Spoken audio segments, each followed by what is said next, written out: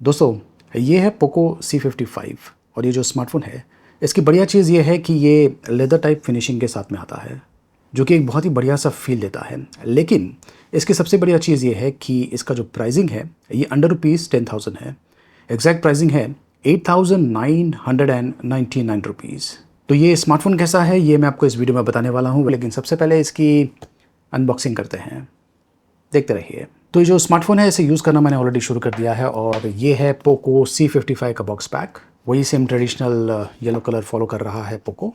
और बॉक्स के अंदर ये है सिम ट्रे इजेक्टर पिन, ये USB to micro USB cable दिया हुआ है और ये 5 वोल्ट 2 एम का चार्जर, मतलब कि 10 वॉट का चार्जर बॉक्स के अंदर दिया हुआ है। देखिए जो अंडर 10,000 रुपीज़ के स्मार्टफोन्स होते हैं ये एक तरह से बेसिक फीचर्स के साथ में आते हैं और कुछ ना कुछ कॉम्प्रोमाइज़ तो आपको करना पड़ेगा।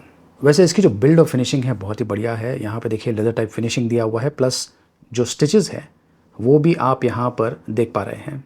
वैसे भी ज़्यादा करके जो लोग हैं ये सिलिकॉन केस लगाने वाले हैं, लेकिन ये जो मटेरियल यूज़ किया गया है काफ़ी अच्छा है और इस पर फिंगरप्रिंट के धब्बे नहीं पड़ते हैं, प्लस ये कुछ हद तक स्क्रैच रेजिस्टेंट भी है। तो आप इनफैक्ट जो केस है वो अवॉइड कर सकते हैं इस स्मार्टफोन पर।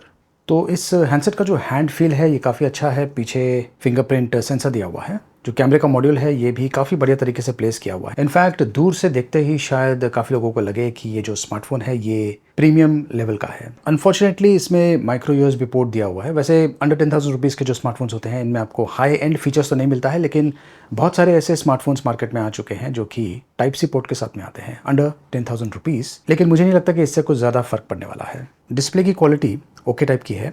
ये 6.71 इंचेस का IPS LCD डिस्प्ले है। HD+ रेजोल्यूशन के साथ में आता है और इस पर पैंडा ग्लास यूज़ किया गया है प्रोटेक्शन के लिए।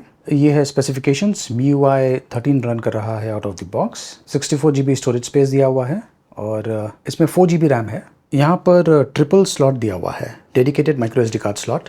और ये जो हैंडसेट है ये 4G सपोर्ट के साथ में आता है। दोनों ही सिम्स जो है ये 4G सपोर्ट करते हैं। MediaTek Helio G85 processor use किया गया है और ये है एंटूटू स्कोर जो मुझे मिला हुआ है, डिसेंट है। अगर आप इस पर इस प्रकार के गेम्स कॉल ऑफ ड्यूटी खेलना चाहते हैं तो देख सकते हैं कि चल तो रहा है, लेकिन ये इतना ज़्यादा स्मूथ नहीं है।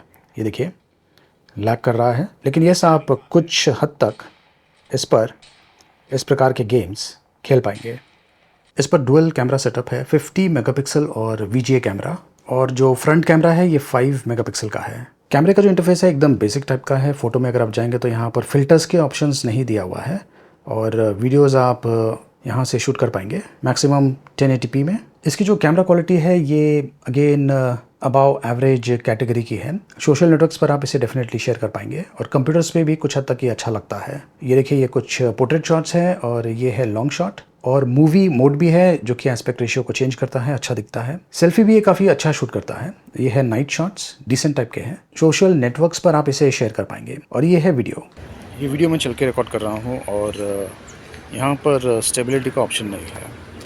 तो अगर आप स्टेबल वीडियोस शूट करना चाहते हैं आपको एक एक्सटर्नल गिम्बल यूज़ करना पड़ेगा। इसमें 5000 mAh की बैटरी है जो कि आपको आसानी से 1.5 to 2 डेज़ का बैटरी लाइफ दे देगा। और 10 वोट का जो चार्जर है उसे यूज़ करके चार्जिंग के लिए समय लगने वाला है। देखिए अंडर 10,000 रुपीज़ में बहुत सारे ऑप्शंस अवेलेबल हैं मार्केट में, और हर एक जो स्मार्टफोन होता है उसमें कुछ ना कुछ ऐसी चीज़ होगी जो आपको पसंद आएगा और कुछ ऐसी चीज़ होगी जो उसमें मिसिंग होगा। तो अल्टीमेटली आपको डिसाइड करना है। वैसे भी आज की तारीख में जो यूज़र्स हैं ये इतनी जल्दी स्मार्टफोन्स चेंज नहीं कर रहे हैं। कुछ साल पहले 6 मंथ्स या फिर 1 ईयर के बाद जो यूज़र्स है, ज़्यादा करके यूज़र्स ये अपने स्मार्टफोन्स को चेंज करते थे, लेकिन आज की तारीख में ये जो फ्रीक्वेंसी है ये काफ़ी कम हो गया है। और इसके पीछे सबसे बड़ा कारण ये है कि जो नए स्मार्टफोन्स लॉन्च हो रहे हैं, इनफैक्ट बहुत ज़्यादा स्मार्टफोन्स लॉन्च हो रहे हैं, और अगर आप जो स्मार्टफोन्स लॉन्च हो रहे हैं उन्हें स्टडी करें, उन्हें कंपैरिजन करें तो उनमें ज़्यादा डिफरेंस नहीं है। और एक और चीज़ जो कैमरा की क्वालिटी है, ज़्यादा करके जो स्मार्टफोन्स हैं इनकी जो कैमरा क्वालिटी है ये काफ़ी हद तक सुधर चुकी है, तो उसमें भी ज़्यादा अंतर नहीं है।